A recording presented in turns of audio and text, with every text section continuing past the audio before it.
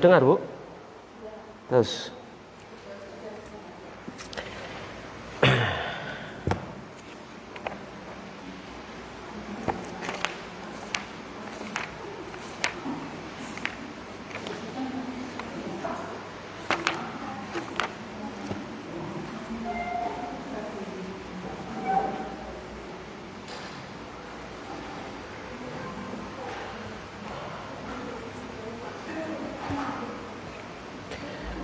Bismillahirrahmanirrahim.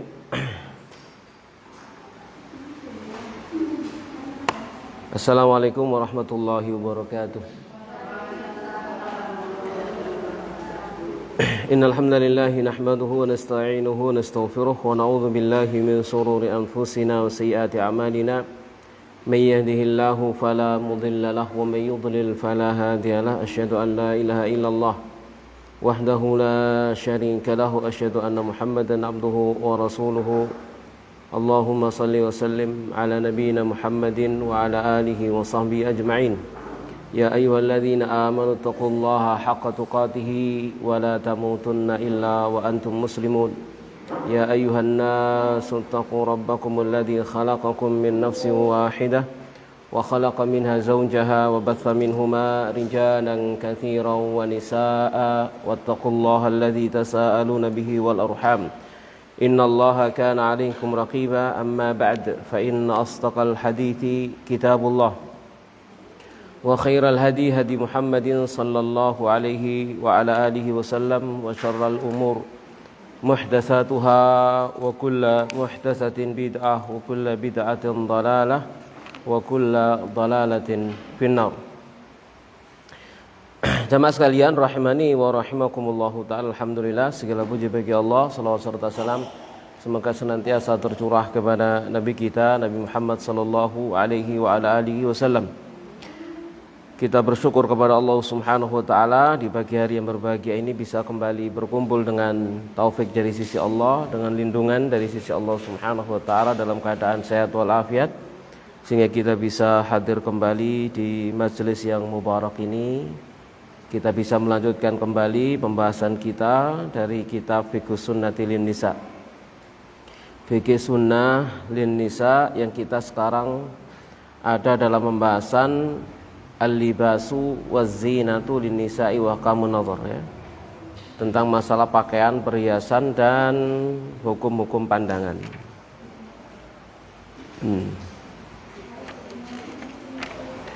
Terakhir kita membahas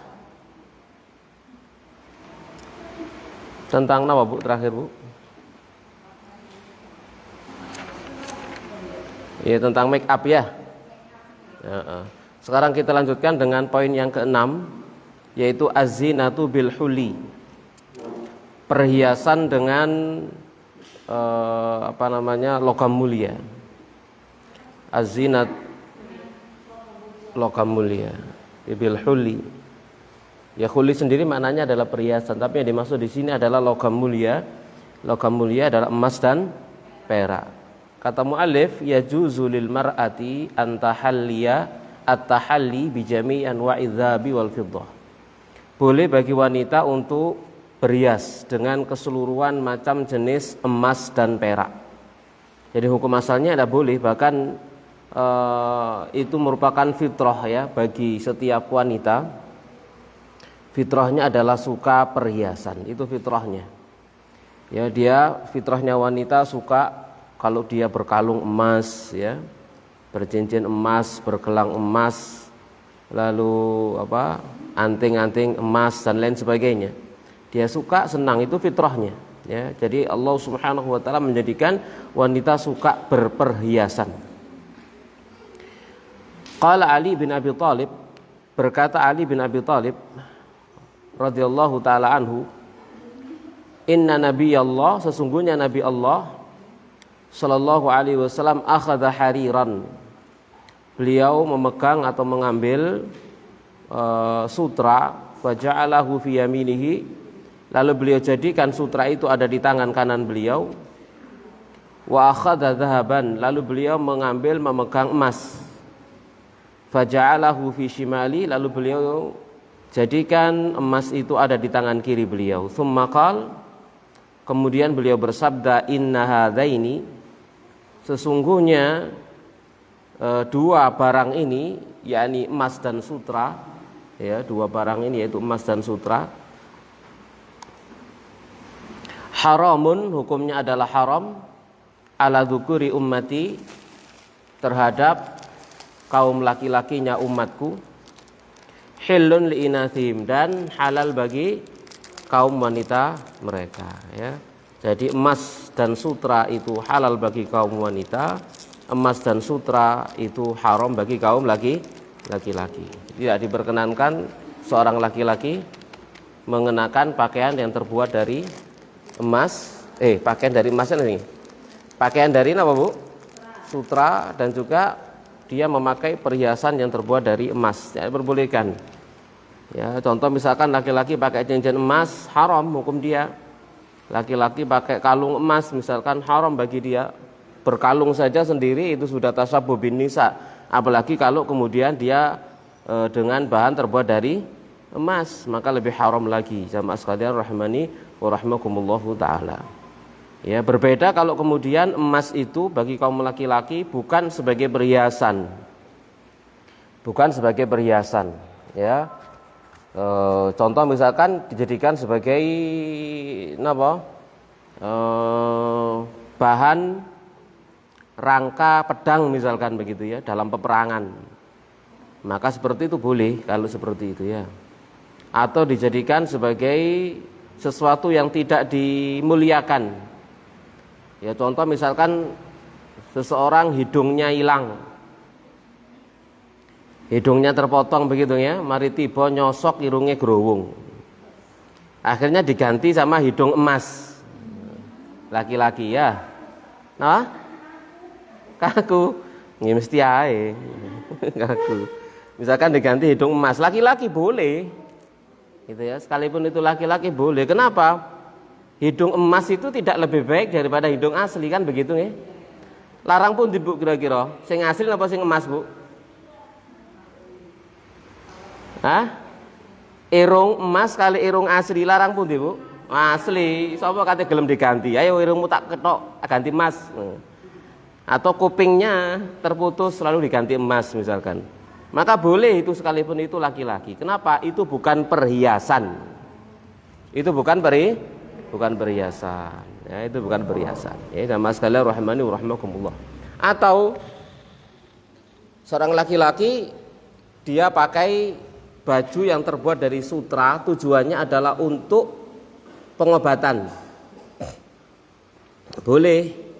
Tujuannya adalah untuk pengobatan. Pengobatan dari apa? Luka atau gatal, borok, gudiken. Ya, jadi seluruh badannya misalkan dipenuhi luka, gatal, ada borok, godik begitu, ya. Maka dia boleh pakai sutra.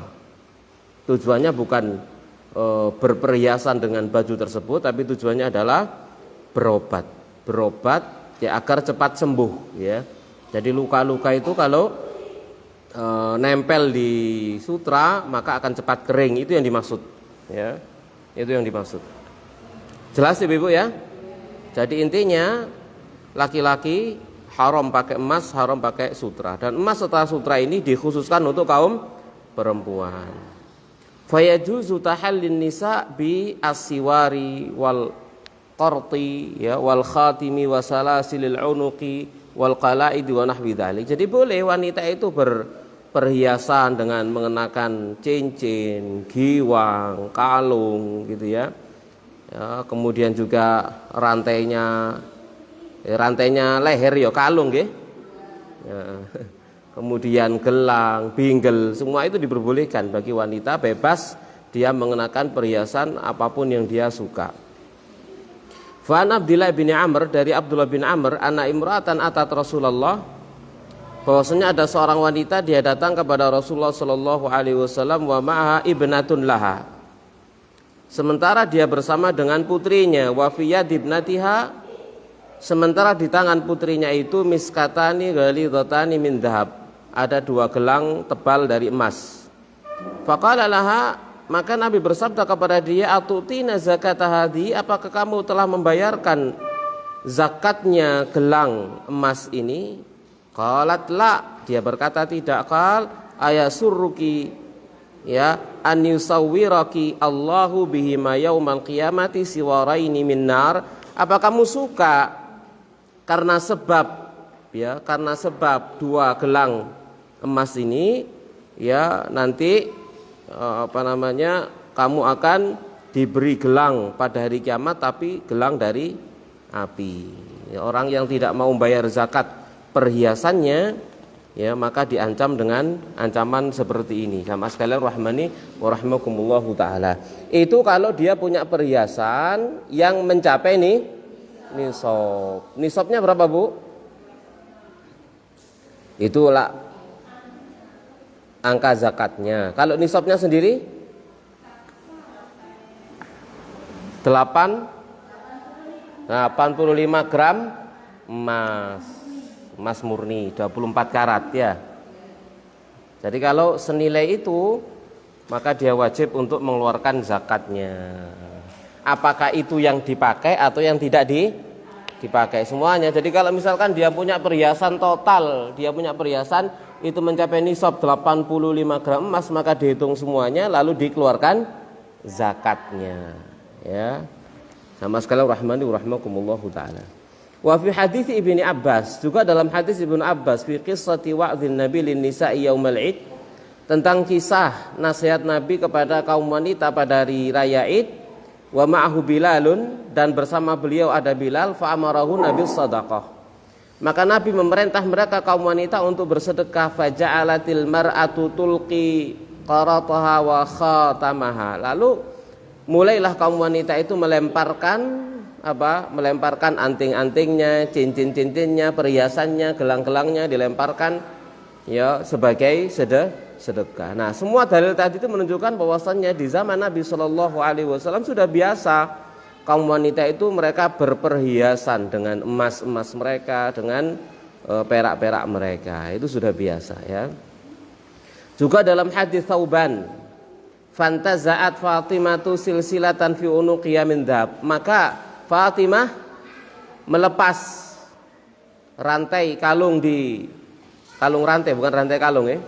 kalung rantai di lehernya yang terbuat dari emas. Waqalat, seraya dia berkata, hadza ahdaha ilayya Abul Hasan, ini adalah hadiah yang diberikan kepada aku oleh Abul Hasan ya, dijadikan sebagai sedekah di saat hari raya Id itu tadi, dilepas kemudian disedekahkan karena perintah Nabi sallallahu alaihi wasallam kepada kaum wanita untuk bersedekah.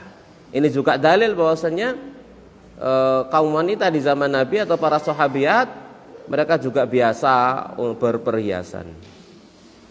Kemudian juga wa yajuzu lil mar'ati antal basal khalkhal, boleh bagi kaum wanita untuk mengenakan bingle ya, bingle al khalkhal fi baitiha, di rumahnya, li zaujiyah, untuk suaminya.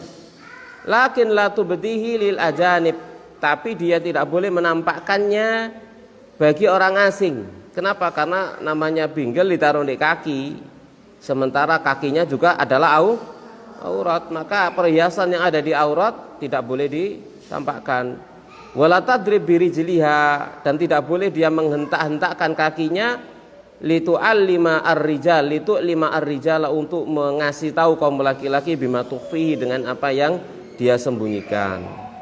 Di qaulihi ta'ala, karena firman Allah Ta'ala, wala yadribna bi arjulihinna liya'lama ma yukhfina min zinatihinna, liya'lama ma yukhfina min zinatihinna. Jadi tidak boleh wanita menghentakkan kaki-kaki mereka agar bisa diketahui apa yang mereka sembunyikan dari perhiasan-perhiasan mereka. Ini juga dalil bahwasannya wanita mereka diizinkan, dibolehkan untuk mengenakan perhiasan yang ditaruh di kaki-kaki mereka. Tapi ingat, harus diperhatikan, kalau perhiasan itu tempatnya adalah di aurat yang wajib ditutupi, maka tidak boleh ditampakkan. Jelas Ibu nggih?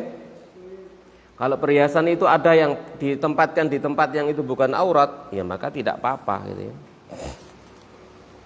Faidah, yajuzu lil marati antal basal khatam fi ai asba'in sya'at, boleh bagi wanita untuk mengenakan cincin di jari yang mana saja Nek jentik boleh, jari manis boleh. Napa jentik niku bahasa Indonesia? Kelingking. Kelingking boleh, jari manis boleh, jari tengah boleh, jari telunjuk boleh, jempol juga boleh. Dikai kabeh boleh, Bu? Boleh. Sak karepe, pokok gak isin ya. Bismillah. Tapi lek ditekek kabeh anu kok disangka wong kate buka praktek. Praktek perdukunan. Baik. Bi khilafir rajul, berbeda dengan laki-laki, fa innahu yunha anit takhattum. Berbeda dengan laki-laki, maka laki-laki dilarang dari bercincin fil usbu al-wusta was sababah. Laki-laki dilarang memakai cincin di jari tengah dan jari telunjuk. Nah, tidak di jari tengah, tidak di jari telunjuk. Itu untuk laki-laki. Wa fi sahih Muslim, di dalam Sahih Muslim an Ali, dari Ali radhiyallahu taala nuqala nahani Rasulullah sallallahu alaihi wasallam melarang aku an atakhattamu fi usbu'ai hadhihi. Nabi melarang aku dari bercincin di kedua jari ini. Au hadhi atau ini. Fa'auma ilal wusta wallati taliha, ya. Lalu beliau memberikan isyarat kepada jari tengah dan setelahnya, yakni jari telunjuk. Ya. Jadi jari telunjuk. Jadi tidak ditaruh di jari telunjuk dan jari tengah. Jamaah sekalian rahmani wa rahmakumullahu taala. Wa qad naqala An-Nawawi, dan Imam Nawawi telah menukil al-ijma' ala anna hadzal nahya, bahwasanya larangan ini adalah khasun birrijali dunan nisa. Itu khusus untuk kaum laki-laki, tidak untuk kaum wanita. Kalau kaum wanita boleh meletakkannya di mana saja, di kelingking, di jari manis, tengah dan seterusnya. Boleh, ya sama sekalian rahmani wa rahmakumullahu taala. Namun yang diperhatikan di sini, jangan tasyabuh dengan orang-orang Nasrani. Tasyabuh dengan orang-orang Nasrani apa? Pakai cincin tunangan. Ya. Cincin apa sih? Cincin kawin yang tidak ada matanya. Yang tidak ada matanya. Lalu biasanya dipasangkan oleh suaminya di jari manisnya. Nah, itu tasyabuh dengan orang-orang Nasrani, gitu ya. Jadi kalau misalkan pakai cincin, jangan beli cincin yang apa, tak bermata. Beli cincin yang bermata. Apalagi kalau itu ada kaitannya dengan pernikahan.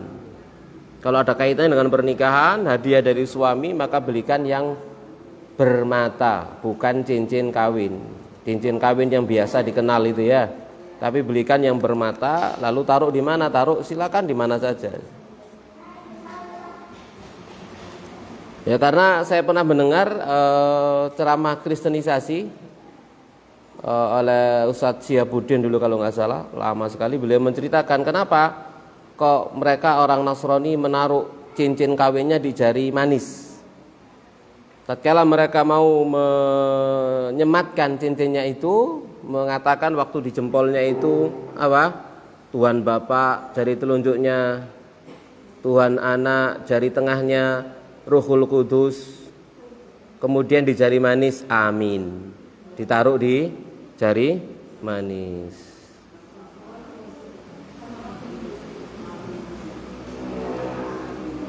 Baik, kita lanjutkan. Jamaah sekalian rahmani wa rahmakumullah. Yang berikutnya la haraj. Tidak ada masalah fi lubsil khatam min hadid. Makai cincin dari besi, enggak masalah. Enggak apa-apa ya. Ono maneh ya. Terbuat dari besi nggih. Baut ngono didadekno cincin. Cik melasir. Ya. Li'anna Nabiya sallallahu alaihi wasallam qala, dikarenakan Nabi sallallahu alaihi wasallam bersabda, lilladzi arada an yatazawwaj, kepada orang yang ingin menikah, walam yajid syai'an yadfa'uhu shadaqan, dan dia tidak menemukan sesuatu pun untuk dia bisa bayarkan sebagai mahar, ya, maka Nabi bersabda, iltamis walau khataman min hadid, cari sekalipun berupa cincin terbuat dari besi. Ya, sama sekali rahmani wa rahmakumullahu taala. Jadi yang perlu kita perhatikan di dalam mahar itu bukan gaya-gayaan ya. bukan gaya-gayaan. Karena sekarang itu ada fenomena gaya-gayaan. Gaya-gayaan apa? Mahar bacaan Al-Qur'an. Nggih, Bu? Mahar bacaan Al-Qur'an. Iku lek wis melarat nemen.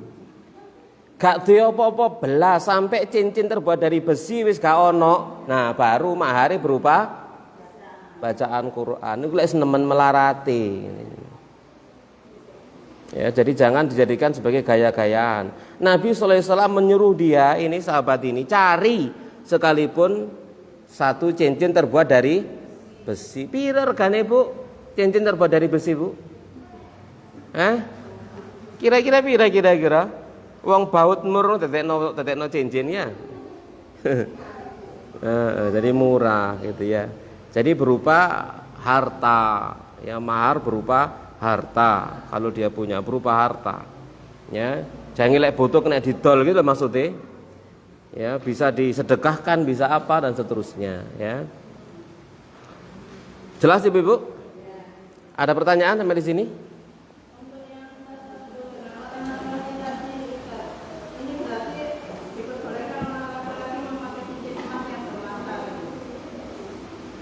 Orang Nasrani?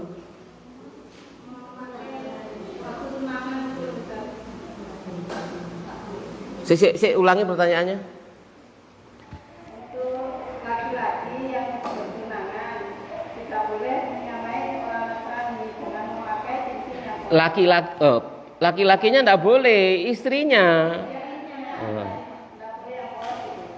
Iya, jangan pakai yang polos. Ya, pilih yang bermata. Kalau laki-lakinya yang tidak boleh pakai cincin kawin, ya haram. Tukar-tukaran cincin, tambah nemen itu tasyabun murni dengan orang Nasrani.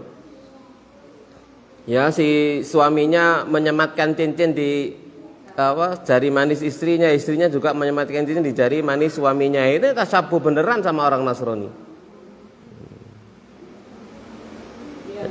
Oke. Yang lain? Ini kayaknya soundnya kurang keras ya. Kok ngeden aku ya? Sik tak benar deh. Bismillah. Tes satu dulu.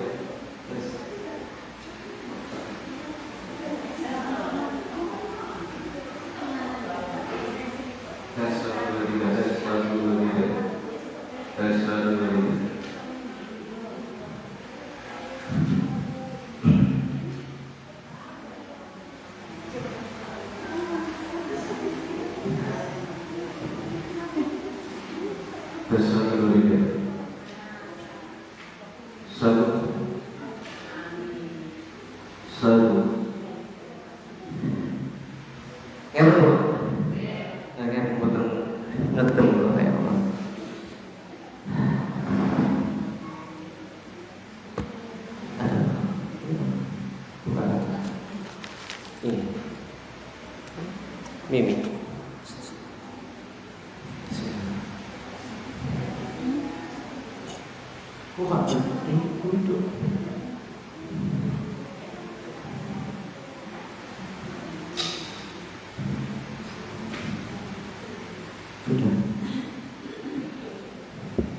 Kita lanjut bismillahirrahmanirrahim. Sekarang al-washmu. Al-washmu tato. Al-washmu haram. Ya. Jadi mentato itu hukumnya haram. An Ibnu Mas'udin, dari Ibnu Mas'ud radhiyallahu taala dia berkata qala Rasulullah, bersabda Rasulullah sallallahu alaihi wasallam, la'anallahu, Allah melaknat al-washimati, wanita yang mentato, wal mustaushimati, dan yang minta ditato, wan namisati, wanita yang mencukur alis, wal mutanammisati, dan yang minta dicukurkan alisnya, wal mutafallijati lil husni, dan wanita yang merenggangkan gigi untuk kecantikan, al mughayyirati li khalqillah, yang merubah-rubah ciptaan Allah. Jadi itu dilaknat wanita mentatu. Ya, di zaman dulu itu yang mentatu itu wanita, yang bertatu itu wanita. Zaman sekarang lanang-lanang melok tatuan ya. Ini tidak benar ya mas sekalian rahmani rahmakumullahu taala. Jadi Nabi sallallahu alaihi wasallam mengatakan Allah melaknat wanita yang mentatu. Kita bahas tatunya sekarang. Wal washimah hiya man tugharriza ibra au musilla au nahwihi ma fi dhahril kafi au al mi'sami au syafati au ghairi dzalika min badanil mar'ati hatta yasila damu thumma tashu dzalika al mawdi' bil kukhl aw nura fayahdurra. Jadi di sini yang dimaksud dengan mentatu, wanita yang mentatu itu adalah wanita yang menancapkan jarum gitu ya, atau yang semacamnya di punggung tapak tangan misalkan, atau mungkin di bibir ya, atau sekarang juga sebagai pengganti alis gitu, atau yang semacamnya, atau di tempat mana saja di badan seorang wanita, atau bahkan sekarang juga seorang laki-laki lalu dikasih pewarna sehingga menjadi hijau, merah dan lain sebagainya. Ya, maka orang seperti ini telah merubah-rubah ciptaan Allah Subhanahu wa taala. Maka pelakunya dilaknat dan yang diperlakukan juga dilaknat. Dua-duanya dilaknat. Jamaah sekalian rahimani wa rahmakumullahu taala. Ya, dua-duanya dilaknat. Ya, bahkan zaman sekarang sudah lebih dari itu semuanya. Ya, sampai pada tempat-tempat yang paling rahasia, paling pribadi juga ditato semacam-macam, semakin rusak ya. Itu semuanya mendatangkan murka dan laknat Allah Subhanahu wa taala ya. Mendatangkan murka dan laknat Allah Subhanahu wa taala. Yang namanya dimurkai dan dilaknat, jamaah sekalian rahimani wa rahmakumullahu taala, itu jauh dari rahmat, dekat dengan azab dari sisi Allah Subhanahu wa taala. Nah, lalu bagaimana cara seseorang itu tobat dari tato? Tatkala dia sudah kadung ya, terlanjur misalkan badannya ditato lalu dia ingin bertobat kepada Allah Subhanahu wa taala, maka ketahuilah bahwasanya Allah Subhanahu wa taala Maha menerima taubat. Ya, Allah Subhanahu wa taala Maha menerima taubat. Kalau misalkan dia bertobat, ya, maka kewajibannya adalah menghilangkan tato itu jika memungkinkan dan tidak mendatangkan madharat. Ya, dihilangkan tato itu jika memungkinkan dan tidak mendatangkan madharat. Tapi kalau kemudian malah mendatangkan madharat yang lebih besar, maka ya sudah dibiarkan. Ya, sudah dibiarkan, tidak ada masalah. Ya, sudah bertobat kepada Allah. Dan sebisa mungkin disembunyikan. Sebisa mungkin disembunyikan. Jangan diperlihat-lihatkan begitu ya. Kalau memang tempatnya itu ada pada tempat yang tersembunyi. Misalkan dia pakai tato misalkan di lengannya, lengannya selalu ditutupi, jangan ditampakkan kepada orang lain. Itu sebagai bentuk tobat. Jangan sampai kemudian dia sudah bertobat, sudah berhijrah, misalkan kalau dia bersama dengan sesama teman-temannya, misalkan ya lagi makan apa, sengaja diwingkis gitu. Diperlihatkan tatonya gitu ya, menunjukkan kalau dia sudah bertobat. Nah, ini tidak boleh. Itu harus ditutupi ya. Kalau memang itu di tempat-tempat yang bisa ditutup. Kalau di tempat yang memang tidak bisa ditutup, ya bagaimana lagi kan gitu ya. Itu sudah di luar batas kemampuan. Ittaqullaha mastata'tum, bertakwa kepada Allah semampunya begitu. Ya, jamaah sekalian rahmani wa rahmakumullahu taala. Bisa difahami Ibu? Ada pertanyaan?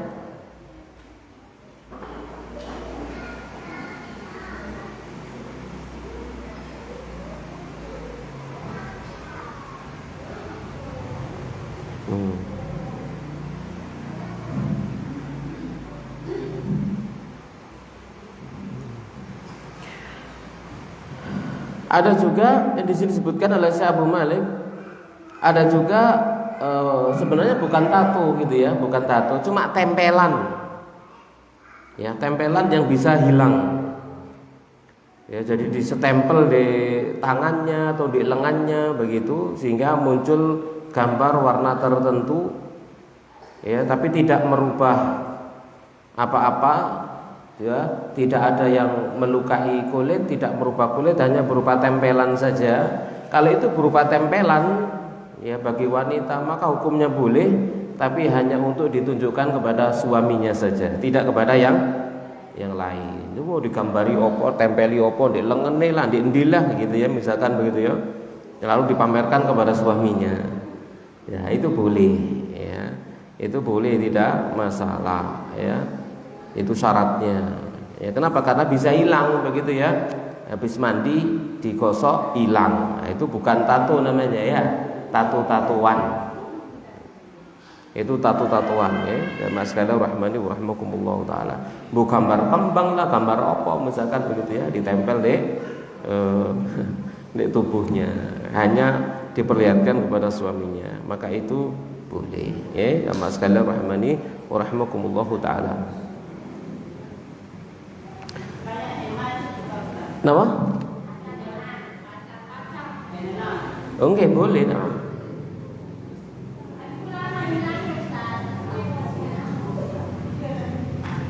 Ya enggak apa-apa.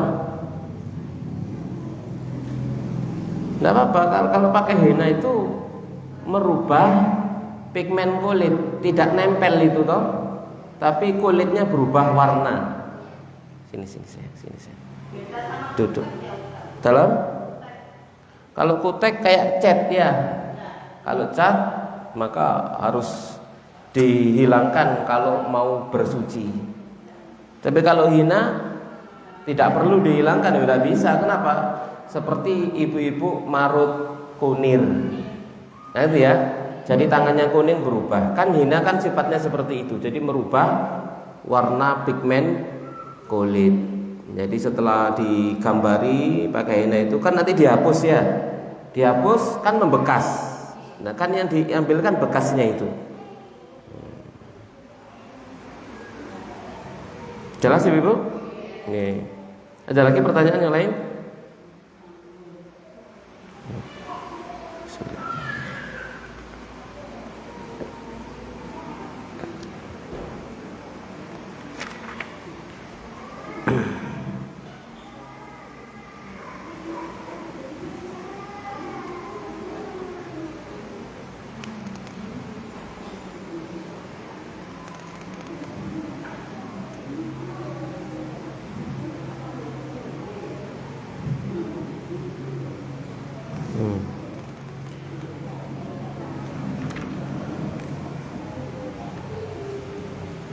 Baik, sekarang kita bahas yang berikutnya adalah mahukmu amaliyatut tajmil. Ya, ini operasi kecantikan. Maka operasi kecantikan jamaah sekalian rahmani wa rahmakumullah itu mencakup banyak kondisi. Dan tidak diragukan lagi kata mu'alif, sebagiannya mubah atau sebagiannya wajib dan sebagiannya haram. Jadi ada kalanya operasi kecantikan itu mubah, ada kalanya wajib, ada kalanya haram. Yang pertama termasuk di antara yang mubah, ya, jamaah sekalian rahmani wa rahmakumullahu taala, operasi kecantikan yaitu mubah mengembalikan dari yang rusak. Ya. Jadi qaflul juruh al-ghairah, ya. Jadi menutup luka yang cacat, menyimpang. Jadi mungkin dia habis kecelakaan begitu ya, sehingga terjadi perubahan pada mukanya begitu. Terjadi perubahan pada mukanya sehingga berbeda gitu ya, maka perlu dilakukan operasi kecantikan untuk mengembalikan lah, mirip-mirip dengan awalnya lah begitu ya. Ya, mirip-mirip dengan awalnya. Ya seperti pernah kejadian di mukanya Pondok Al-Um, ya, ada perempuan yang kecelakaan. Jadi nyelorot dia dari atas, wajahnya yang nyelorot di atas permukaan aspal. Nah, bisa kita bayangkan ya bagaimana seorang perempuan seperti itu dapat musibah seperti itu, mukanya yang ngerus di aspal, ya.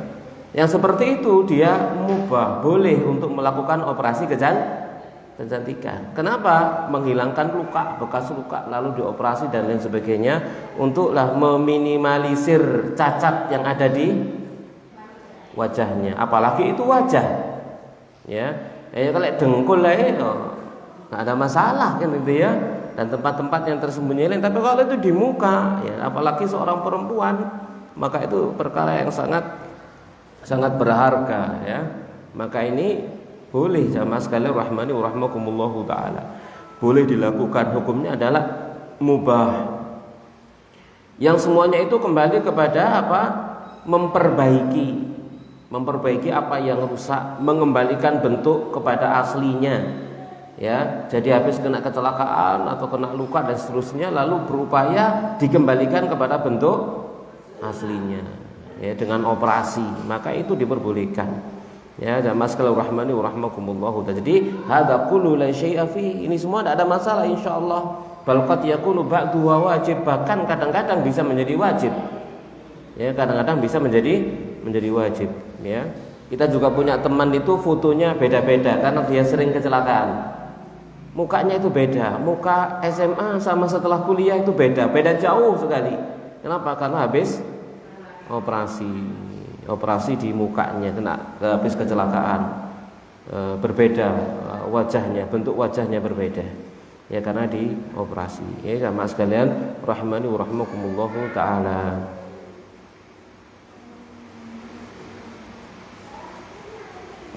Kemudian juga boleh yang berikutnya adalah dalam rangka menghilangkan yang cacat, ya, menghilangkan yang cacat pada tubuhnya. Itu juga boleh dilakukan dioperasi. Sesuatu yang cacat pada tubuhnya boleh. Ya, contoh misalkan, ya, mohon maaf, bibir yang sumbing itu boleh dioperasi, kemudian diperbaiki. Apalagi zaman kita saat sekarang ini malah lebih baik daripada zaman dulu, bahkan sampai tidak berbekas, gitu ya.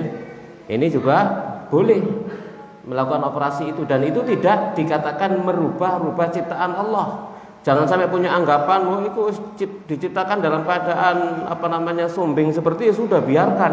Kalau dirubah malah jadi merubah ciptaan Allah. Enggak, itu adalah kekurangan. Maka boleh dilakukan. Jelas Ibu, ya? Atau dia punya jari yang ke-6, jari tangannya 6, jari kakinya 7. Maka yang lebih dari 5 boleh dipotong, boleh, karena itu kelainan bukan kelebihan, ya. Itu kelainan bukan kelebihan. Jangan mengatakan itu jari tangannya kelebihan 2, gitu ya. Itu bukan kelebihan, kelainan. Maka itu boleh jamaah sekalian rahimani wa rahmakumullahu taala. Ya. Atau gigi yang apa, Bu? Nggih. Tutik, metu titik. Maka itu boleh dilakukan usaha untuk memasukkan ke dalam. Pakai apa, Bu? Bagel. Apa? Behel, bagel. Lek bagel itu perasaan dulinan arek cilik biyen nek bagel. Behel nggih ya. Itu boleh untuk dalam rangka perbaikan, memperbaiki sesuatu yang dianggap kurang. Itu boleh. Jamaah sekalian rahmani wa rahmakumullahu taala, ya. Itu boleh. Ya.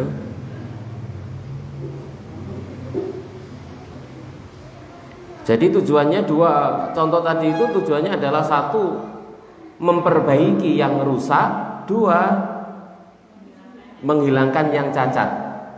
Nah, itu hukumnya apa tadi, Bu? Mubah, bahkan bisa sampai kepada derajat wajib, ya. Jadi memperbaiki yang rusak atau menghilangkan yang cacat, maka itu boleh. Menghilangkan yang kelainan, kalau kita tidak mau mengatakan itu cacat, yang kelainan, boleh dilakukan operasi kecantikan. Tapi kalau itu dalam tujuannya adalah untuk merubah-rubah ciptaan Allah, irung pesek cek bangir. Orang hidung pesek itu cacat enggak, Bu? Enggak, sempurna. Ya, cuman dodok unai loh ya. Tapi itu bukan kelainan. Dia memang hidungnya enggak tinggi begitu aja. Iya, nggak maju begitu aja, nggak runcing begitu aja. Ini malah dia operasi biar runcing hidungnya. Nah ini yang haram. Ini berarti merubah-rubah ciptaan Allah Subhanahu Wa Taala. Gitu ya. Alise gambreng, diganti sing nyelirit. Ya, dikere, diganti, kemudian dirubah, dioperasi. Apa caranya supaya jadi nyelirit? Misalkan dengan operasi. Ini haram. Kenapa? Merubah-rubah ciptaan Allah. Itu bukan rusak, juga bukan kelainan. Ya, sama sekali rahmani wa rahmakumullah taala, ini tidak diperbolehkan. Ya. Jadi Allah Subhanahu wa taala itulah menciptakan manusia, yaitu ya, di antara mereka ada yang tinggi, ada yang pendek, ada yang hitam, ada yang putih gitu ya. Ada yang elok, rupawan, dan ada yang tidak. Ya, semua itu adalah bagian dari tanda-tanda maha tunggalnya Allah Subhanahu wa taala. Itu maha kuasanya Allah Subhanahu wa taala.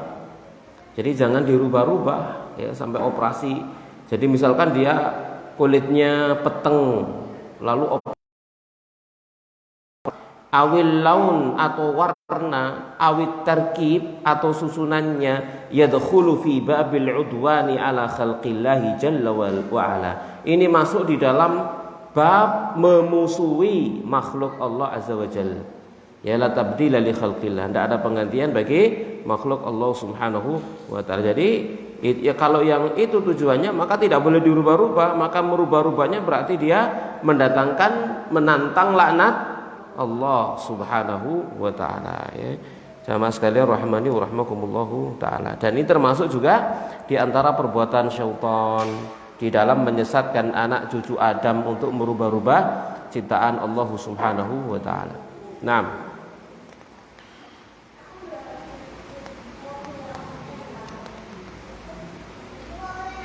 Kemudian termasuk di antara bentuk merubah-rubah ciptaan Allah itu, jamaah sekalian rahmani wa rahmakumullah, yang datang nasnya adalah taflijul asnan ya, merenggangkan gigi rapet gak terima direnggangkan, cek ketok enom ngono misalnya. Ini tidak diperbolehkan ya. Jadi taflijul asnan, merenggangkan gigi ya.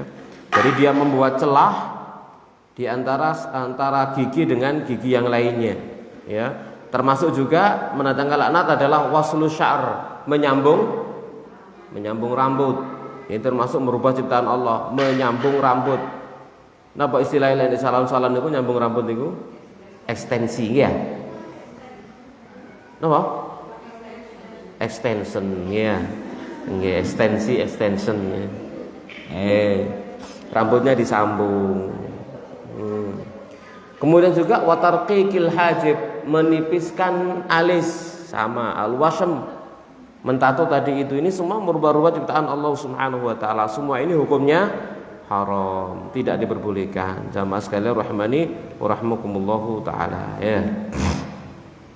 Dan lebih ekstrim dari itu semuanya yaitu apa?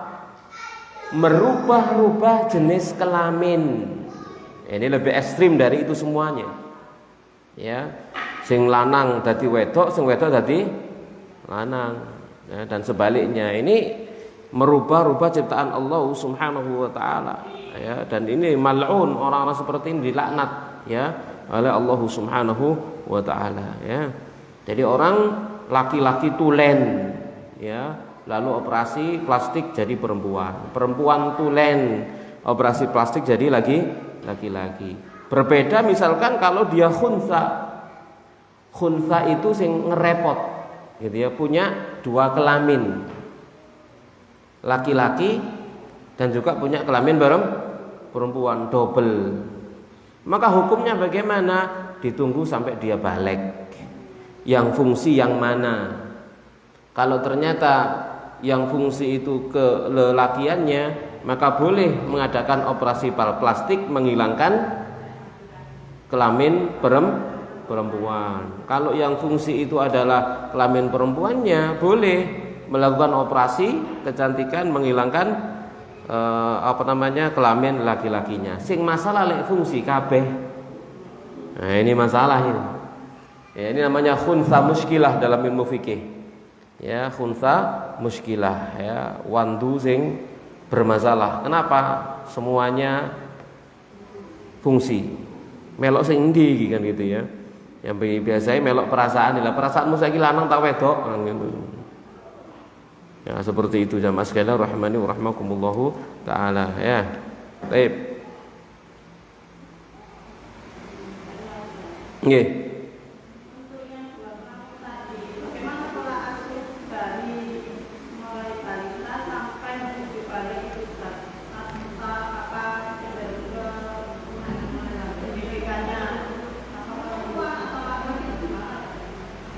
Gimana? Pola asuh.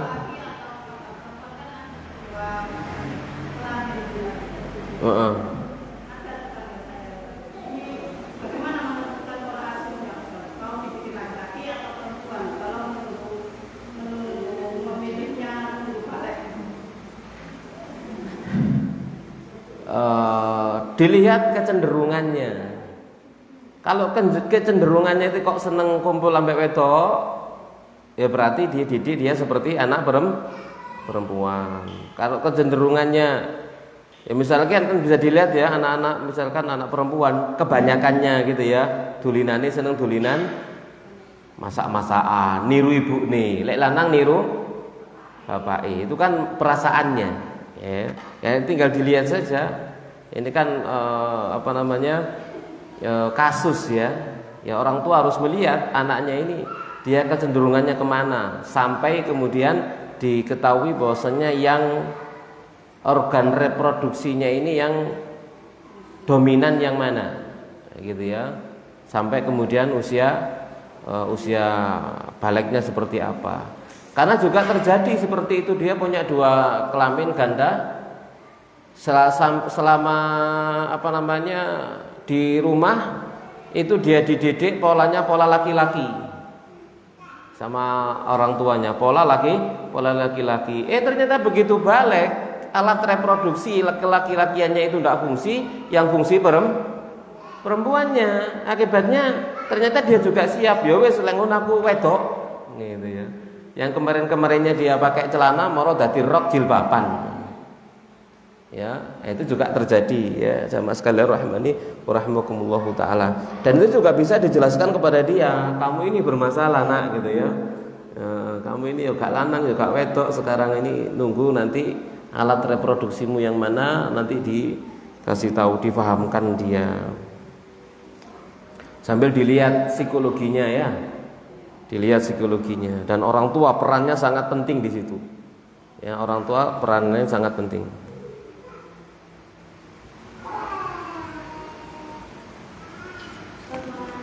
Okay. Itu kan tadi nggak boleh berubah bentuk atau warna.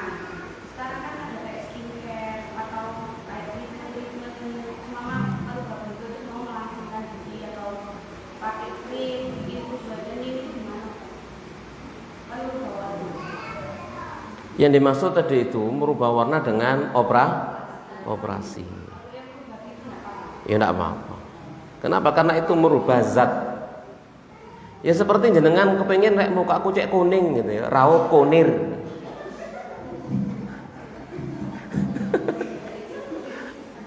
Iya, nah mukanya jadi kuning. Jadi memang dengan perawatan ya, pakai makeup tertentu nanti yang gelap jadi bening begitu ya. Enggak apa-apa. Kalau seperti itu maksud. Jadi tidak merubah apa? Merubah apa-apa.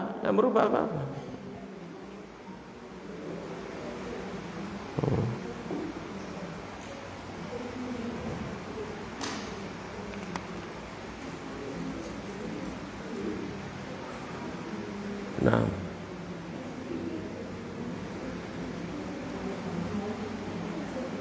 Yang lain, Bu?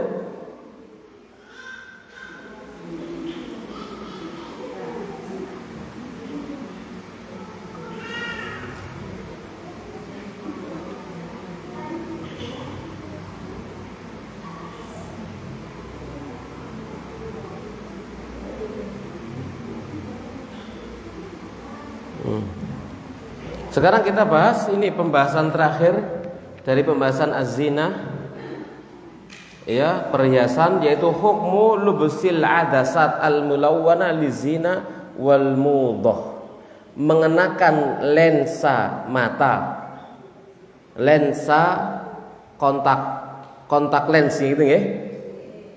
Al-mulawwana yang berwarna-warna lizina itu untuk perhiasan, wal mudah dan mode. Insyaallah mudah. Kalau pakai kontak lens, ya, kontak lens hanya sebagai gaya saja, style begitu nggih. Maka suila fadilatul Syekh Shalih Ibnu Fauzan hafizallah an hukmi lubsil adasat al mulawana bi hujjati zina wa tiba'il mudah ilman bi anna qimataha ghaliyah.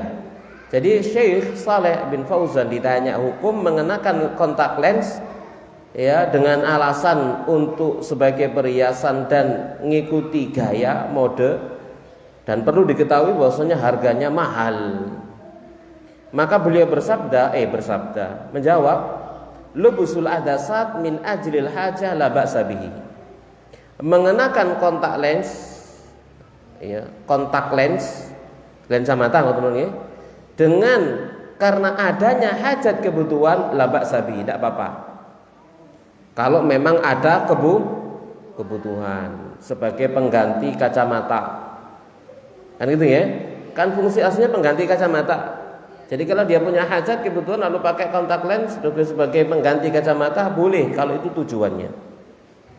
Amma in kana min ghairi hajah, adapun jika tidak butuh, fa inna tarkahu ahsan, maka meninggalkannya lebih baik, khususan terutama idza kana ghalidz tsaman, jika harganya mahal. Fa innahu yu'addu minal israfil muharram, karena kalau itu mahal termasuk israf yang diharamkan.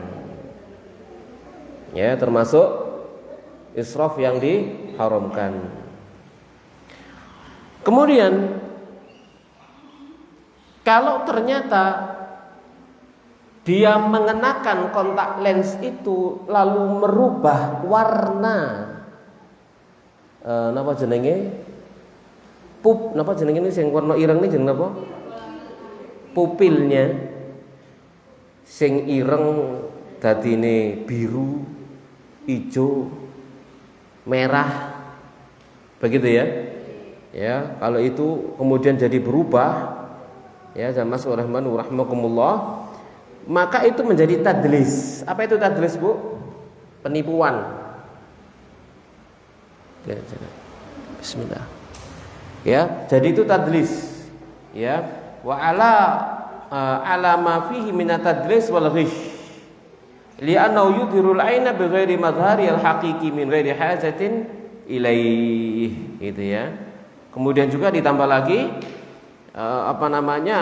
itu jadi tidak boleh kalau kemudian di sana ada penipuan, ya, ada penipuan, pemalsuan, karena dia menampakkan mata dengan yang selain penampakannya yang sebenarnya tanpa ada hajat keperluan, ya. Jadi memang sengaja, wah, aku tak tuku kontak lens ya, biar motoku cek koyok motone wong Rusia, biru campur hijau ya opo ngoten ya. Saya ketok ngono padahal wong Jawa lho rek ya. Wis gak cocok ambek kulite lho ajane ya. Ya, gak cocok blas ambek kulite kan macem gitu ya. Jadi Allah Subhanahu wa taala membuat mata orang-orang Eropa itu seperti itu, dicocokno ambek kulite. Lho sampean besi sik ngono gitu ya. Katik motone macem-macem gitu loh ya. Besi sik. Nggih, maksudnya ya kaya wong Jawa ngene sing rito ngono lho, dadi mata Jawa gitu nggih. Jadi gak cocok, malah gak pantas gitu ya, gak pantas, ya pantas. Saya pernah melihat ada orang pakai seperti itu, malah wedi aku ndelok itu. Ya, matanya kayak motone kucing. Karena dia pakai kontak lens. Ya. Kemudian juga Syekh Ibnu Utsaimin rahimahullah berkata bin nisbah lil adasat allasiqa fala budda min istisharati tabibi hal yu'athir 'ala al-'ain am la. Jadi berkaitan dengan memakai kontak lensa, ya, kontak lens yang nempel di mata, maka harus bermusyawarah dengan dokter apakah itu berpengaruh kepada mata ataukah tidak. In kana yu'athir 'alaiha muni'a min istimaliha nadran lid-darar alladhi yusibul 'ain. Jika ternyata berpengaruh buruk kepada mata, maka tidak boleh mengenakannya. Ya, kenapa? Karena bahaya yang akan menimpa mata. Wa kullu dararin yusibul badan fa innahu manhiyun an. Dan setiap bahaya yang akan mengenai tubuh, maka itu dilarang. Karena Nabi sallallahu alaihi wasallam karena Allah Subhanahu wa taala berfirman, "Wala taqtulu anfusakum innallaha kana bikum rahima." Kalian jangan membunuh jiwa-jiwa kalian, ya. Dan sungguhnya Allah itu Maha Penyayang terhadap kalian. Amma idza qarrara al-atibba, adapun jika para dokter memutuskan bi annahu la atharalah, kalau memang tidak ada pengaruh baginya alal ain, atas mata, wala yadurruha, dan tidak membahayakannya, fa innana nanzur marratan ukhra, maka kita melihat sekali lagi hal hadhil adasat taj'alu ainal mar'a ka ayunil bahaim. Maka kita lihat sekali lagi, apakah kontak lens ini menjadikan matanya wanita seperti matanya hewan? Pakai itu maru koyok kucing rek motone rek gitu ya. Ya, sing kono koyok sapi.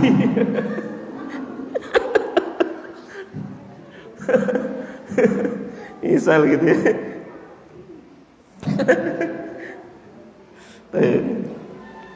Yani ka'ainil khuruf, ya. Seperti misalkan seperti matanya kambing, ini kata beliau, ya. Ka'ainil arnab, seperti jadi mata kelinci. Fahadza la yajuz, maka ini tidak boleh. Kenapa? Li'anna hadza min babi tashabbuh bil hayawan, karena ini termasuk menyerupai hewan, tidak boleh. Wa tashabbuh bil hayawan, sementara menyerupai hewan lam yarid illa fi maqamid dzam wat tanfir, tidak diriwayatkan kecuali pada kedudukan celaan dan menyuruh orang untuk lari darinya, ya, sebagaimana firman Allah Subhanahu wa taala, watlu alaihim naba'al ladzi atainahu ayatina fansalakha minha fa'atba'ahu syaitanu fakana minal ghawin walau syi'na la rafa'nahu biha walakinnahu akhlada ilal ardi wattabawahu famathaluhu kamathalil kalbi. Nah, di sini yang dimaksud. Jadi perumpamannya seperti perumpamaan anjing, intahmil alaihi yalhas au tatruku yalhas. Kalau kamu kasih melet, ditinggal ya melet. Jadi tidak boleh menyerupai hewan. Jadi penyerupaan di dalam hewan, penyerupaan Allah memberikan penyerupaan dengan hewan itu mesti dalam permasalahan apa? Celaan, tidak pada permasalahan pujian. Kemudian juga dalam sabda Nabi sallallahu alaihi wasallam, laisa lana mithlu su'al a'id fi hibati kal kalbi ya'udu fi qai'ihi, ya. Ini juga tidak ada satu permisalan bagi kami, permisalan yang buruk seperti orang yang minta kembali pemberian hadiahnya. Orang yang habis memberi hadiah lalu diminta kembali hadiahnya, dia habis ngasih orang lalu diminta kembali apa yang dia kasihkan kepada orang itu seperti apa? Kal kalbi ya'udu fi qai'ihi, seperti anjing yang menjilati muntahnya. Itu kan perumpamaan yang sangat jelek ya, ya. Jadi orang habis ngasih hadiah, hadiahnya diminta kembali. Ini seburuk-buruknya perumpamaan.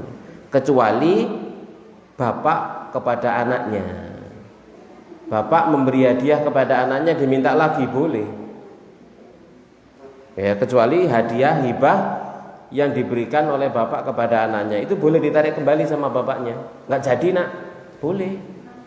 Ya misalkan bapaknya bagi-bagi tanah sana tanah sini kepada anak-anaknya, marono besoknya mikir wis kasih tok tak tarik kabeh maneh.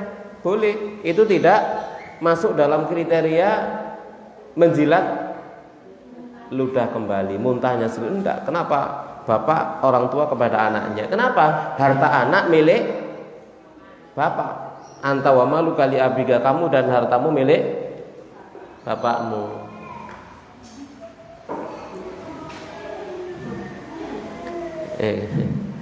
Sini. Kakak, kenapa kok nangis?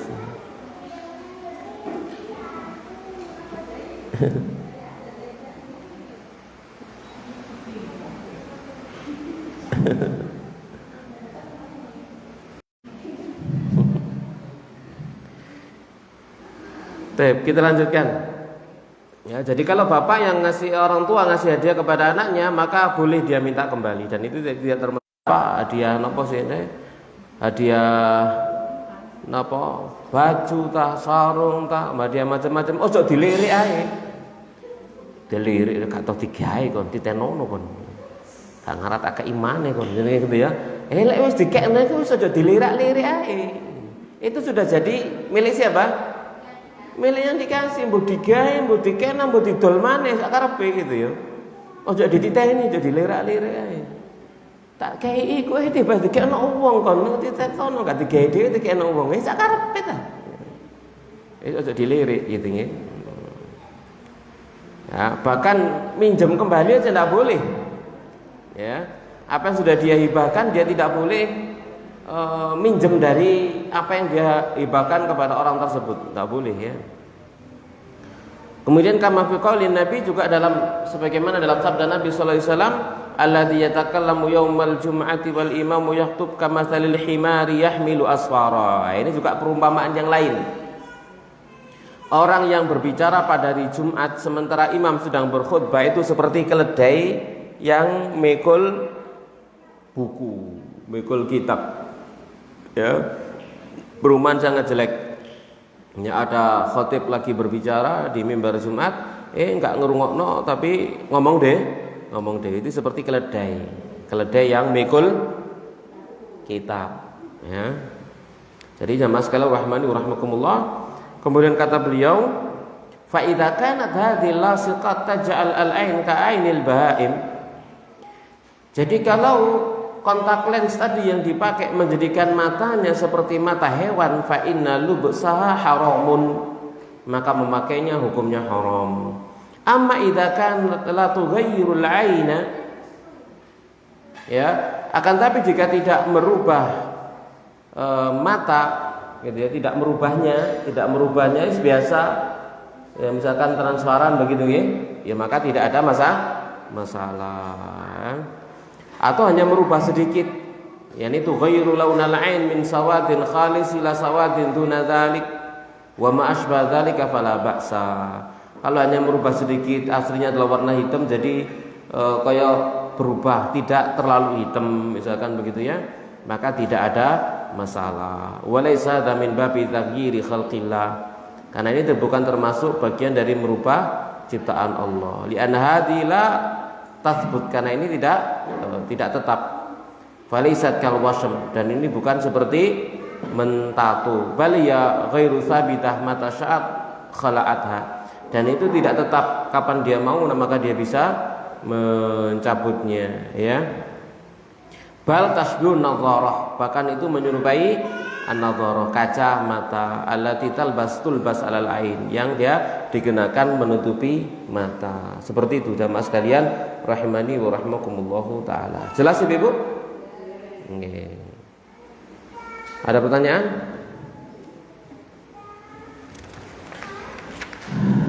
Dengan demikian kita selesai dari kitab Al-Libasi wa Zina Linisa, dari kitab pakaian, perhiasan dan hukum pandangan bagi kaum wanita. Pertemuan berikutnya atau pembahasan berikutnya kita masuk dalam kitab Zawaji wa Muqaddimatuhu wa Tawabi'uhu, kitab pernikahan, pembukaannya dan penyerta-penyertanya ya, insyaallah. Ada pertanyaan Bu?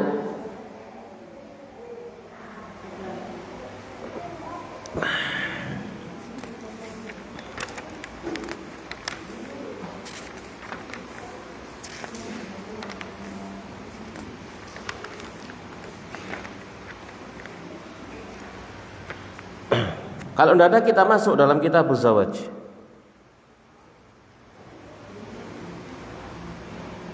Kalau ada pertanyaan tentang masalah perhiasan, pakaian, kita masuk dalam kitab Zawaj, kitab tentang pernikahan.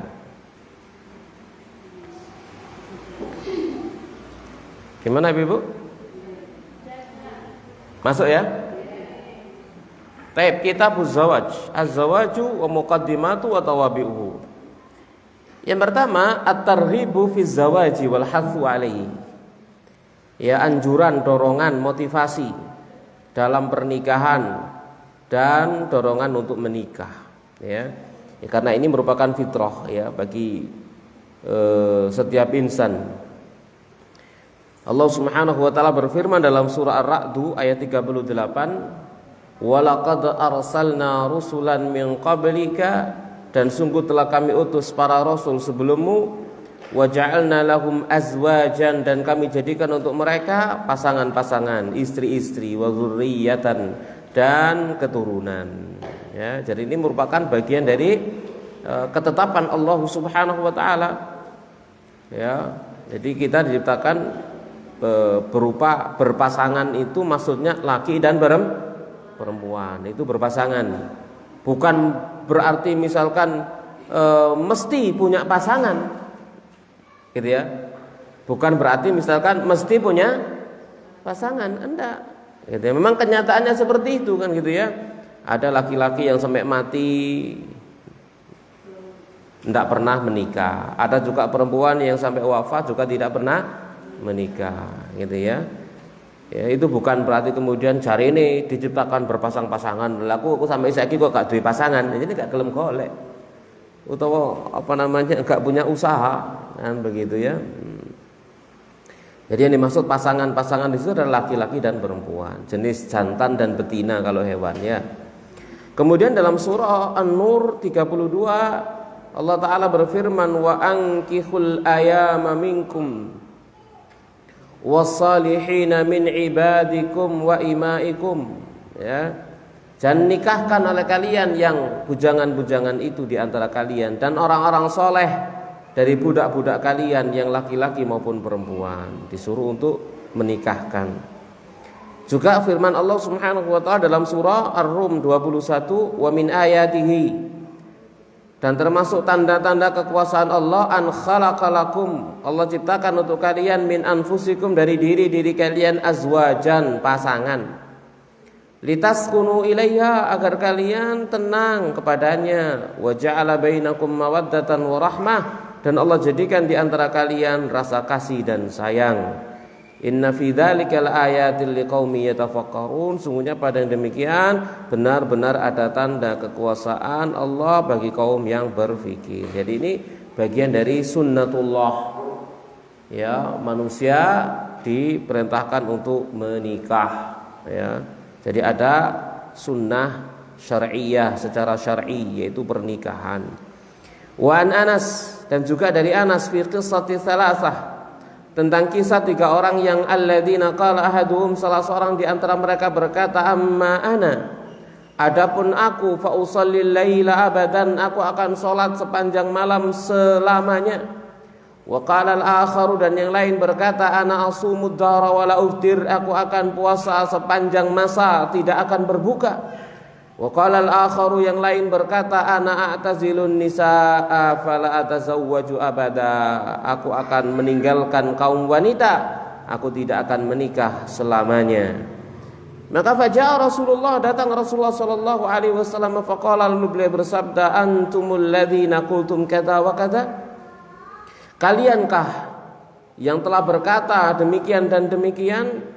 Lalu beliau bersabda, "Ama wallah, ketahuilah demi Allah, ini sesungguhnya aku, la akhsyakum lillah, aku yang paling takut kepada Allah di antara kalian, wa atqakum lahu, aku yang paling bertakwa kepada Allah di antara kalian, lakinni asumu aftiru, akan tapi aku berpuasa dan aku berbuka, wa usalli wa arqudu, aku salat dan aku pun tidur, wa atazawwajun nisa, dan aku menikahi kaum wanita. Faman raghiba an sunnati falaysa minni, maka siapa yang tidak suka dengan sunnahku, dia bukan termasuk golonganku, ya.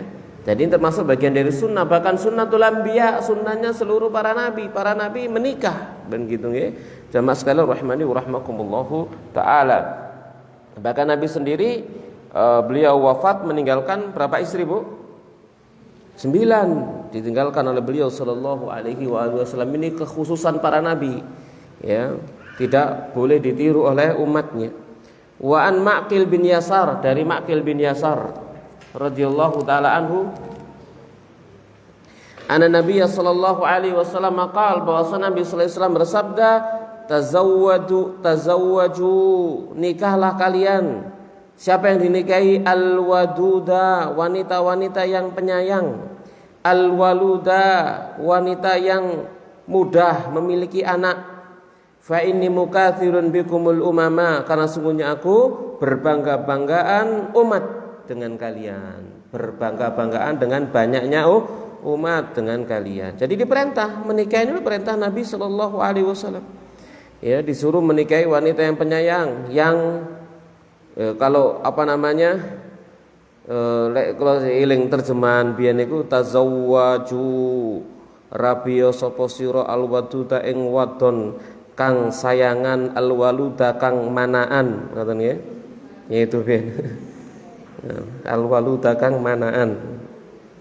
Ya, disenggol titik wis mana gitu. Jadi al-wadud, yang dimaksud dengan al-wadud iyallati tuhibbu zaujaha, yang dia sangat mencintai suaminya. Wal walud iyallati taqsuru wiladatuha.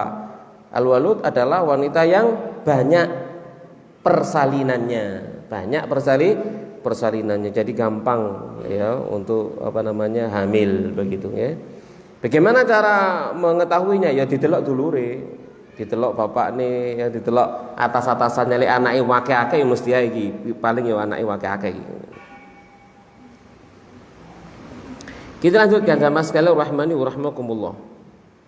Fan Ibnu Mas'ud, dari Ibnu Mas'ud radhiyallahu taala anhu, qala, dia berkata, qala lana Rasulullah, ya, bersabda kepada kami Rasulullah sallallahu alaihi wasallam, ya ma'syarasy syabab, wahai sekalian para pemuda, man istata'a minkumul ba'ah, siapa di antara kalian yang mampu nikah, falyatazawwaj, ya, mampu melakukan nikah, ya, maksudnya adalah berhubungan badan. Falyatazawwaj, maka menikahlah. Fa innahu aghaddu lil basar, karena ia lebih mampu menundukkan pandangan. Wa ahsanu lil farji, dan lebih menjaga kemaluan. Wa man lam yastati, dan siapa yang tidak mampu, fa alaihi bis-shaum, wajib baginya puasa. Fa innahu lahu wija, karena puasa itu baginya adalah wija, perisai. Ya jamaah sekalian rahimani wa rahimakumullahu taala. Ini juga sekali lagi yang menunjukkan apa? Pernikahan itu adalah disyariatkan di dalam Islam. Jadi Islam tidak mengenal at-tabattul, tidak mengenal tidak menikah, menghindari menikah, yakni tidak mengenal perpendetaan di dalam Islam. Ya, tidak mengenal perpendetaan, ya. Jadi Islam menyuruh dan menganjurkan untuk menikah. Jamaah sekalian rahmani wa rahmakumullahu taala. Ya. Di sini ada kata-kata man istata'a minkumul ba'ah. Yang dimaksud dengan al-ba'ah huna, yang pertama mu'natuz zawaj wa taklifuhu, biaya pernikahan. Ya. Jadi biaya pernikahan, duwe bondo, bisa mampu untuk menikah. Gitu ya. Ini apa namanya? Satu. Makna yang kedua adalah qudratun 'alal jima', mampu untuk berhubungan badan. Ya. Dan apa makna al-wija, mayaqta'us syahwah, yaitu apa yang bisa memutus syahwat. Jamaah sekalian rahmani wa rahimakumullahu taala. Kemudian juga isyarat yang lain dalam hadis yang lain, ini hadis Muslim serta Abu Dawud. Dalam hadis Abu Dzar, bahwasanya Nabi sallallahu alaihi wasallam bersabda, wa fi bud'i ahadikum shadaqatun, ya, dan di dalam kemaluan salah seorang di antara kalian ada sedekah. Qalu, mereka berkata, ya Rasulullah, wahai Rasulullah, ayati ahaduna syahwatahu wa yakunu lahu fiha ajrun, apakah salah seorang di antara kami mendatangi syahwatnya lalu akan ada pahala untuknya pada pada sikap dia mendatangi syahwatnya itu? Qala, Maka Nabi bersabda, "Ara'aitum law wada'a fi haram?" Bagaimana pandangan kalian seandainya dia meletakkan syahwatnya pada yang haram, akan alaihi fiha wizrun, apakah ada dosa atasnya? Maka fakadzalika idza wada'a fil halal kana lahu ajrun.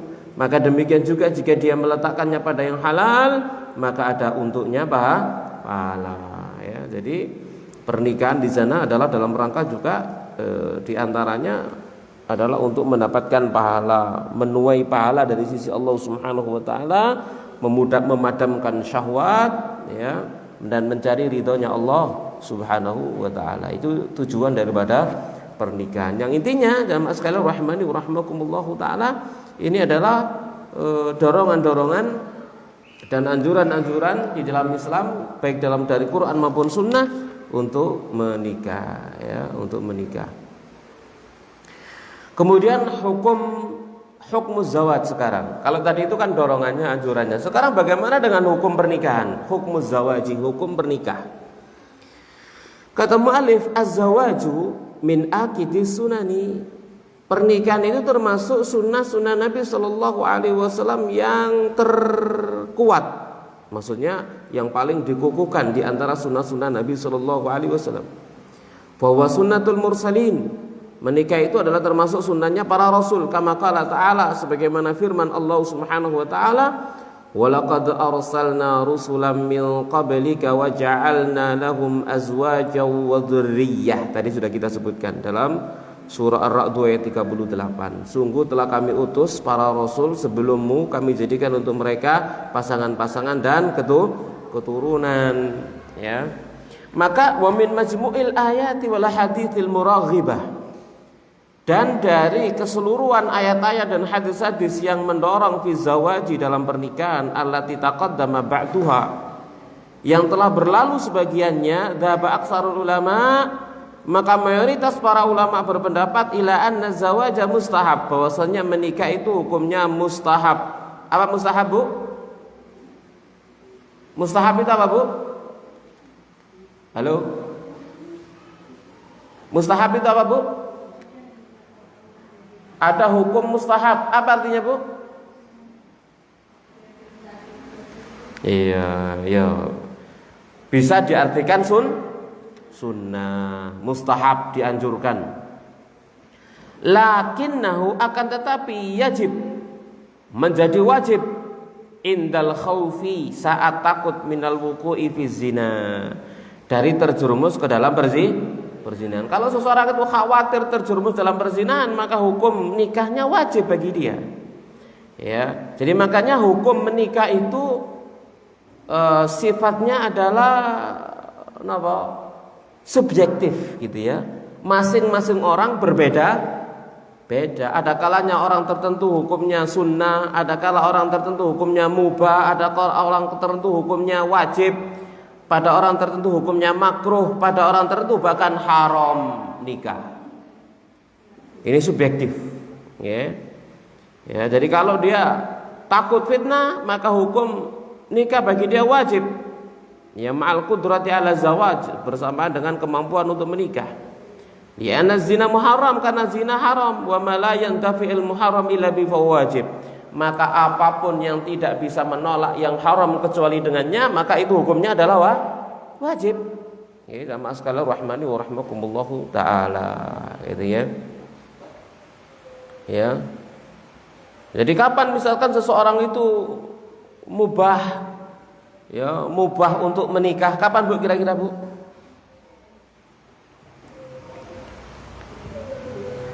Mubah menikah.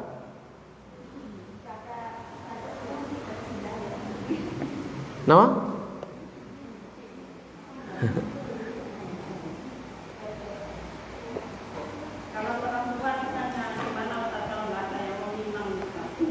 Mungkin karena sing Minang. Ya tanggung jawabnya walinya toh. Dia bertanya kepada walinya, aku golekno, ngono, kepada bapaknya, ya. Ya, bapaknya mencarikan kepada kakaknya, kepada pamannya, kepada kakeknya, yaitu kepada para walinya. Kenapa? Itu tanggung jawabnya para wali. Seperti halnya Umar bin Khattab radhiyallahu taala anhu tatkala Hafsah ditinggal mati sama suaminya, maka dia tawarkan Hafsah kepada Abu Bakar, kepada Utsman. Ternyata kemudian dinikah sama Nabi Shallallahu Alaihi Wasallam. Jadi tidak boleh malu. Para wali tidak boleh malu menawarkan putrinya. Ibu-ibu pun demikian, punya putri kok gak ono sing minang-minang ya, sampean golekno. Ya, tanya kepada teman-temannya, aku di anak perawan rek ono bujang-bujangan ngono gitu. Enggak ada masalah. Enggak usah malu ya. Jangan mau gengsi rek, wong wedok yang ngenteni. Ya, ngenteni jago kluruk ya. Nah. Loh, mana jilbabnya? Hah? Di sepeda. Ongkap tadi. Ongkap. Nah.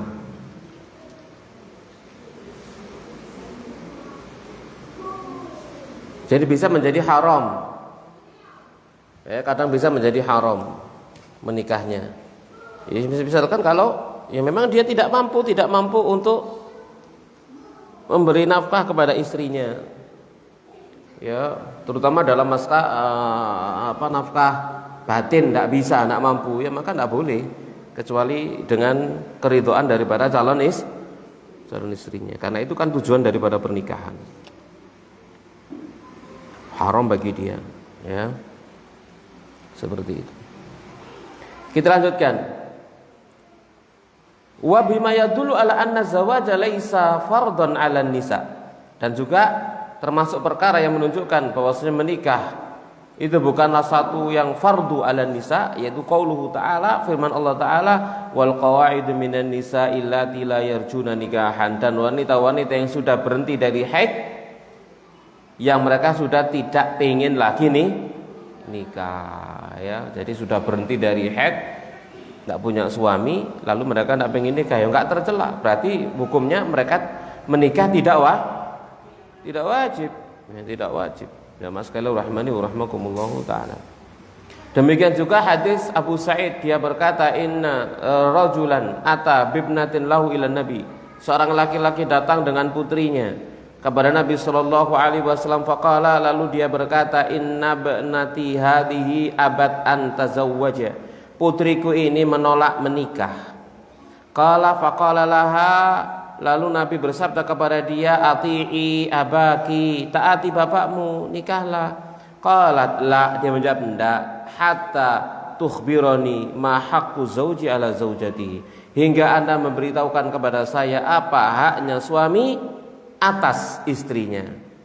Faraddat alaihi maqalata, lalu dia faraddat alaihi maqalata, lalu dia mengulang-ulang kepadanya ucapannya. Faqal, lalu Nabi bersabda, haqqu zauji ala zaujati, hak suami atas istrinya, alau kana bi qurhatun, seandainya ada pada sang suami itu borok, luka, fala hasadha au ibtadara man kharahu sadidan au daman thumma lahasadhu ma'addat haqqahu. Seandainya suaminya itu punya luka di sekujur tubuhnya, kemudian dia harus menjilati lukanya itu, ya, agar kering, gitu, misalkan begitu ya, dibersihkan dengan jilatannya, ya, maka dia masih belum menunaikan hak suaminya, kata Nabi.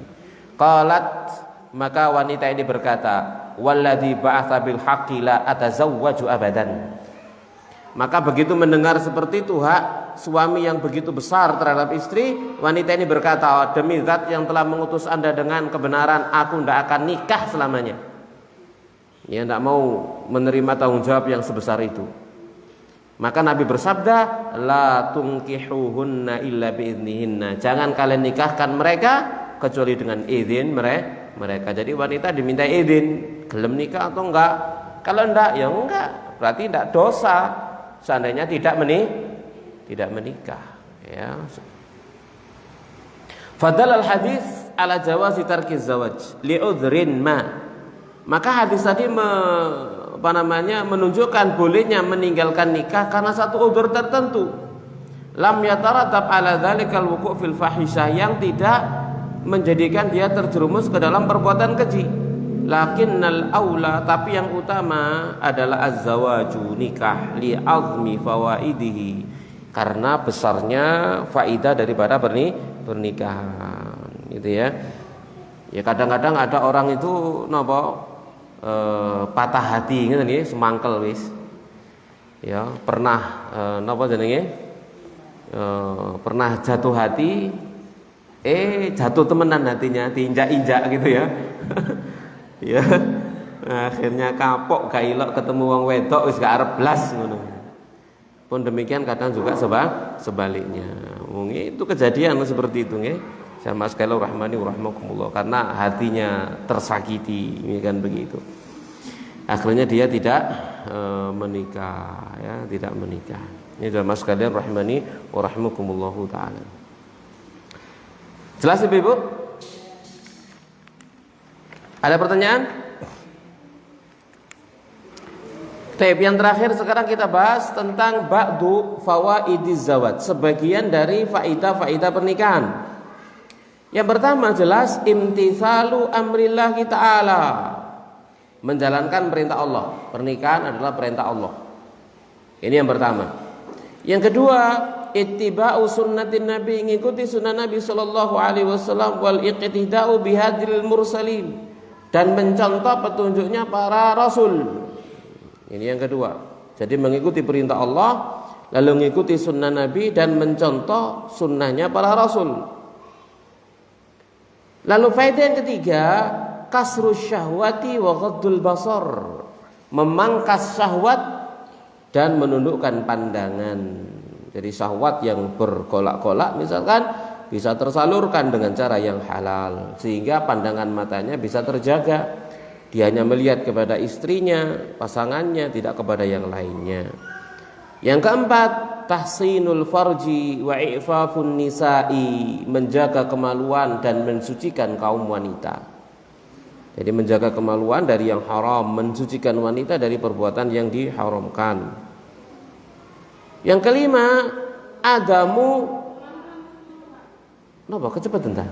Oh, cepat. Ya, menjaga kemaluan dan mensucikan kaum wanita dari perbuatan keji.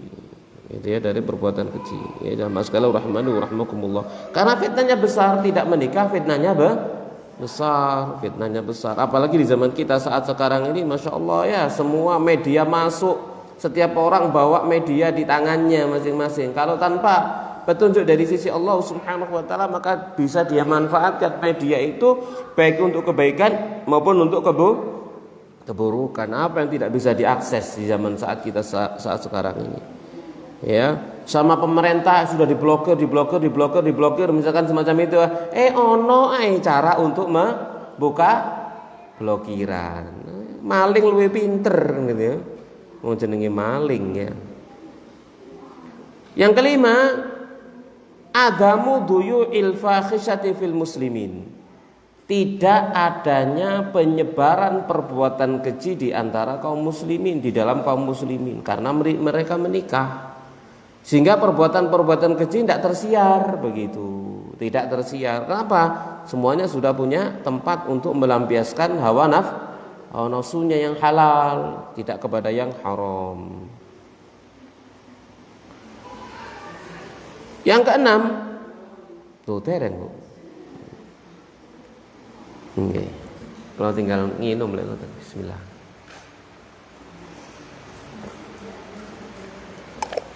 Yang keenam, taktsirun nasli, memperbanyak keturunan. Wah, ini penting, memperbanyak keturunan. Ya, alladzi yang bihi, dengannya tatimmu bahatun nabi, sempurna bangganya Nabi dengan banyaknya keturunan itu. Jadi Nabi bangga kalau umatnya ini banyak keturunannya begitu ya. Jadi selagi masih bisa produktif usaha agar tambah lagi anaknya begitu. Ya, dalam rangka mengikuti sunnah Nabi sallallahu alaihi wasallam. Ya, ya, juga disesuaikan dengan apa? kemaslahatan juga gitu ya, kemaslahatan juga. Yang ketujuh, tahsilul ajri, meraih pahala, minal jima'i fil halal, dari berhubungan badan pada yang halal, itu juga berpahala. Ya. Jadi hubungan suami istri juga berpahala. Wa fi budi ahadikum shadaqah, bahkan pahalanya pahala sedekah. Ya. Pada kemaluan salah seorang di antara kalian ada sedekah. Yang kedelapan, hubbu ma ahabbahu Rasulullah, mencintai apa yang dicintai oleh Rasulullah sallallahu alaihi wasallam. Ya. Jadi menikah itu termasuk mencintai apa yang dicintai oleh Rasulullah sallallahu alaihi wasallam. Yang beliau pernah bersabda, hubbiba ilayya min dunyakum, dibuat cinta, aku dibuat cinta oleh Allah bagian dari dunia kalian ini. Apa yang aku dibuat cinta oleh Allah bagi terhadap dunia kalian ini apa? At-tibu wan nisa, ya, yaitu wewangian dan istri. Ya, wewangian dan istri. Jadi ini dibuat cinta. Bagian dari duniaku, bagian dari dunia kalian yang aku dibuat cinta kepadanya adalah wewangian dan para istri. Jadi mencintai pasangan, mencintai istri, suami, itu adalah bagian bentuk dari mencintai apa yang dicintai oleh Rasulullah Shallallahu Alaihi Wasallam. Yang kesembilan, ijaduz dzurriyyah al-mu'minah, yaitu mengadakan keturunan yang mukmin. Gitu ya. Jadi kalau misalkan penduduk Indonesia misalkan begitu nggih, saniki pinten jumlahe? 300 juta. Ya, 300 juta misalkan ya, kita itu Indonesia. Kemudian kita katakanlah 250 jutanya muslim. Ya, anake masing-masing loro. Ya misalkan 250 juta muslim muslimah, wis separuh wis ngitungnya cek gampang gitu nggih. Karek 125 juta ibu-ibu misal. Lalu masing-masing punya anak 2. Berarti akan lahir keturunan pinten, Bu? 250 juta. Kalau masing-masing punya anak 5, hitungan dhewe. 10, wah masya Allah kan begitu nggih. 250 juta ini yang pertama keturunan generasi yang sebelumnya ini wafat, meninggalkan orang-orang mukminah muslimah begitu banyaknya, seperti itu. Itu yang dimaksud. Jamaah sekalian rahmani wa rahmakumullah taala. Jadi memperbanyak keturunan yang beriman, ya, allati tadhubu an diyaril muslimin, yang akan menyebar, ya, membela negeri kaum muslimin, wa tastaghfiru lil mu'minin, dan akan memohonkan ampun untuk orang-orang yang beriman. Ini luar biasa. Jadi kita perhatikan misalkan ya, keturunan kita nanti di bawah kita banyak. Mereka berdoa untuk kita loh. Rabbana apa? Rabbighfirli. Niku lak sing gawe wong tuane doa. Rabbana ighfir lana sing wonten alladzina sabaquna bil iman iki lho Bu. Alladzina sabaquna bil iman. Apa sih ya Allah? Kudu salat cek eling maneh niki ya. Lek salat eling. Dibaca dalam salat. Terus nangis maneh. Nggih ajeng lek sing niku gampang nangis, awan bengi susuri nangis.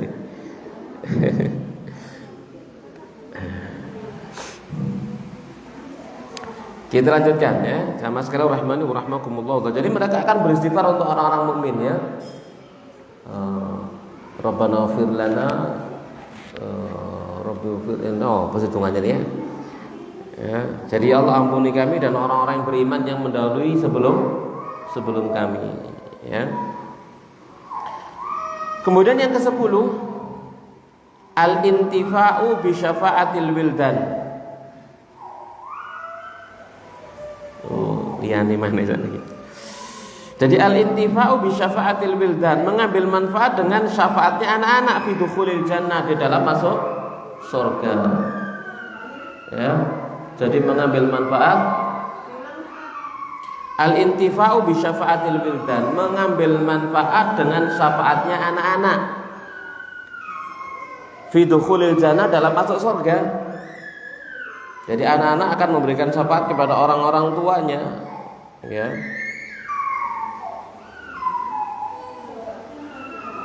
Semakin banyak anaknya kan bagi semakin banyak doa yang diberikan kepada orang tuanya. Semakin banyak anaknya maka orang tuanya akan banyak mendapatkan aliran amal jariyah dari anak-anaknya. Jadi misalkan dia punya anak 5, lalu semuanya diajari Al-Fatihah sama orang tuanya. Lalu kelima anaknya ini sholat 5 waktu semuanya membaca Al-Fatihah. Berarti zuhur orang tuanya dapat pahala 5 sholat zuhur. Dan pinten niku berarti 5 kali 4 20 bacaan surat Al-Fatihah. Setiap waktunya dia dapat pahala seperti itu.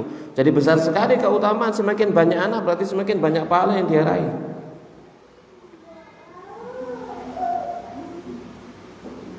Jadi ini yang harus kita pikirkan begitu maksudnya, ya. Ya, karena adanya anak itu ya kita berharap mereka jadi ladang pahala untuk kita orang tuanya. Dengan kita ajarkan ibadah-ibadah kepada mereka.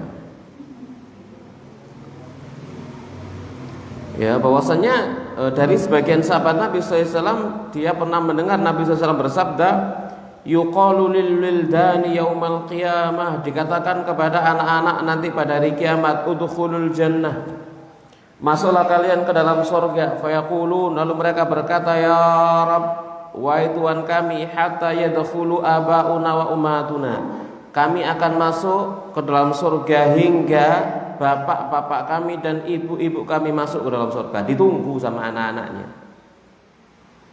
Ya, ditunggu sama anak. Tidak bisa kita bayangkan begini loh ya, indahnya saat itu ya. Saat semuanya adalah ahlul iman.